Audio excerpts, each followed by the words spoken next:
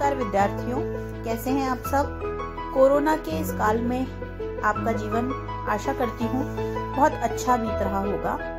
हम इस समय पद्य भाग अपना पढ़ रहे हैं। आपके सिलेबस में, आपके पाठ्यक्रम में गद्य और पद्य दोनों ही लगा रखे हैं, लेकिन हमने पहले पद्य उठाया है। पद्य के बारे में छंद, अलंकार इत्यादि की सारी जानकारी मैंने आपको दे दी।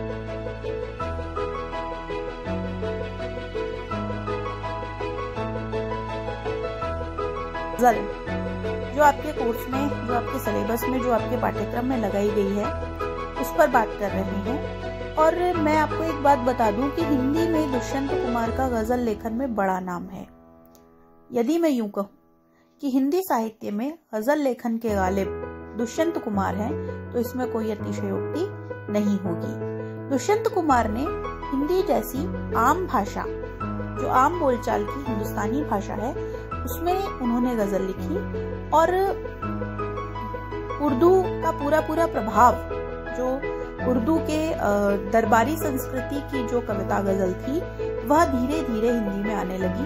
तो हिंदी साहित्य के हमारे महनीय विद्वान डॉक्टर दुष्यंत कुमार की यह गजल आज हम पढ़ते हैं। दुष्यंत कुमार उस भावभूमि का कवि है। दरअसल दुष्यंत कुमार 1960 के बाद के समकालीन कवि हैं, और दुष्यंत कुमार उस भावभूमि के कवि हैं जहां समाज चल रहा है, समाज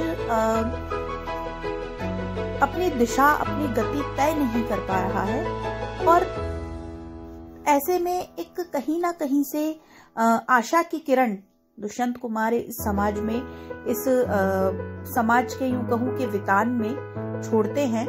तो उन्होंने गजल लिखी। ये गजल बहुत प्रसिद्ध हुई। साये में धूप उनका काव्य संकलन है, जिससे ये गजल ली गई है। देखिए, बात करते हैं। ये छोटे बहर की गजल है। गजल में बहर होते हैं। गजल का जो पहला शेर होता है, गजल में जो जिस तरीके से गजल लिखी जाती है, गजल में शेर लिखे जाते हैं, और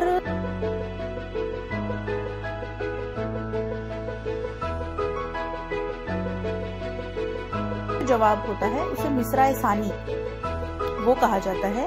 और अंत में 6-7 शेरों की ये गजल होती है। गजल में शेर होते हैं, मतले भी होते हैं, और अंत में जो जिसके लिए गजल कही जाती है, वो हासिले शेर होता है। और एक गजल की, एक प्रसिद्ध गजल की, अच्छी गजल की सबसे बड़ी बात यह होती है कि गजल के शेरों को यदि हम अलग से भी कहीं पे प्रयोग करें, तो उसका संदर्भ न देते हुए मुक्तक के रूप में भी वो शेर अपनी जगह पर माकूल या फिट बैठता होना चाहिए। जैसे दुष्यंत कुमार का एक बहुत पुराना शेर है, कौन कहता है कि आसमान में सुराख नहीं हो सकता, एक पत्थर कहीं से ढूंढ लाओ दोस्तों।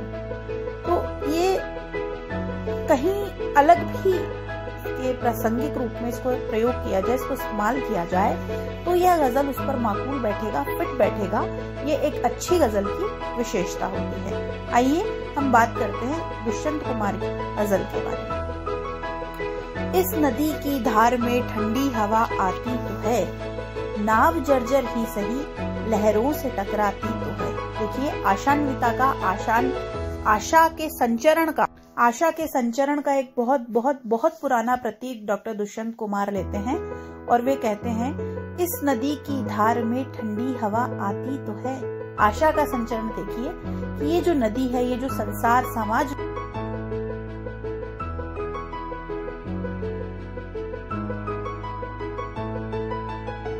कहीं ना कहीं एक आशा का संदेश हमारे समाज में, हमारे जीवन में, हमारे मनोविचारों में आता है। एक चिंगारी कहीं से ढूंढ लाओ दोस्तों, इस दिए में तेल से भीगी हुई बाती तो है। दुष्यंत कुमार का सुप्रसिद्ध शेर है ये। वे कहते हैं कि एक चिंगारी की आवश्यकता है, इस समाज को परिवर्तन की दिशा देने की आवश्यकता है, केवल एक सुव्यवस्थित नेतृत्व की आवश्यकता है। इस दिए में जिस प्रकार से तेल में दीपक में भीगी हुई बाती होती है और केवल चिंगारी लगाई जाती है, तो इस समाज में भी सब कुछ है, केवल एक चिंगारी की आवश्यकता है, एक सुव्यवस्थित नेतृत्व की आवश्यकता है। एक खंडहर के हृदय सी, एक जंगली फूल सी, एक खंडहर के हृदय की तरह और एक जंगली फूल जैसी, जो स्वयं खिलता है, स्वयं अपने अस्तित्व की लड़ाई लड़ता है। और खंडहर के हृदय सी, खंडहर वीराने में खड़ा होता है, लेकिन फिर भी उसमें एक आशा होती है। आदमी की पीर गूंगी ही सही, गाती तो है, विरोधाभास अलंकार है। आदमी की पीर गूंगी है, चुप है, किंतु वह गाती तो है, गाने तो लगती है। एक चादर सांझ ने सारे नगर पर डाल दी, यह अंधेरे की सड़क उस भोर तक जाती तो है। कवि कह रहा है, गजलकार कह रहा है, गजल वो कह रहा है कि एक चादर सांझ ने, संध्या ने एक चादर सारे नगर पर डाल दी है, यह अंधेरे की सड़क है जो सुबह तक जाती तो है। हर अंधकार में सुबह का नया सवेरा आने का आशा होता है। एक चादर संध्या ने डाल दी है।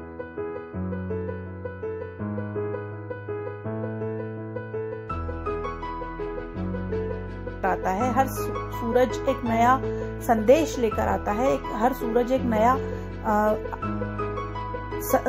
अपनी एक नई आशा का संचार करता है। तो एक चादर सांझ ने भले ही डाली हो, रात का अंधकार भले ही आ गया हो, लेकिन सुबह जरूर आएगी। एक इसका भाव सामने देखिए, ब्रह्म की अंधेरी रात में दिल को न बेकरार कर, सुबह जरूर आएगी, सुबह का इंतजार कर। निर्वचन मैदान में लेटी हुई जो नदी, निर्वचन का मतलब सन्नाटा हो, पत्थरों से ओट में जा जा के बतियाती तो है।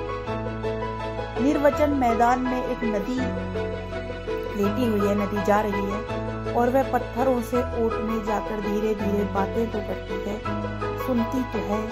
वो कहीं ना कहीं हर व्यक्ति को जो सन्नाटे में रहता है, उसे सामने वाला एक बात करने वाला जरूरी मिलना तो चाहिए। दुख नहीं कोई कि अब उपलब्धियों के नाम पर, अब गजल को कह रहा है कि मुझे उपलब्धियों के नाम पर कोई दुख नहीं है। कुछ हो या न हो, आकाश सी छाती तो है, कुछ हो या नहीं हो, पर मेरे पास आकाश की जैसी छाती तो है। इसमें मैं सब कुछ समा सकता हूँ, इसमें मेरे पास सब कुछ आ सकता है।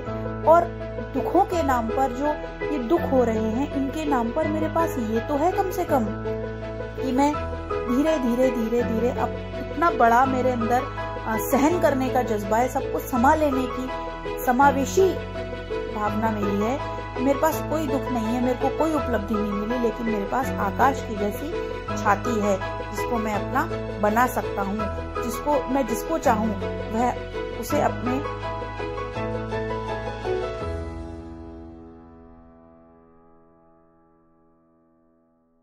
दिया है। वो इस गजल में समाज के प्रति बहुत सापेक्ष है। और ये जो गजल है, ये हमें बताती है कि सिर्फ एक उत्साह का संचरण करने की देर है, बाकी हमारे समाज में, बाकी हमारी जिंदगी में सब कुछ है। ठीक है विद्यार्थियों, अब ये पूरी गजल एक बार आप स्वयं, मैंने आपको नोट्स के रूप में तो दे दी है, और एक बार आप अपने जो है स्वयं आप इसका वाचन और पठन मनन कर सकते हैं।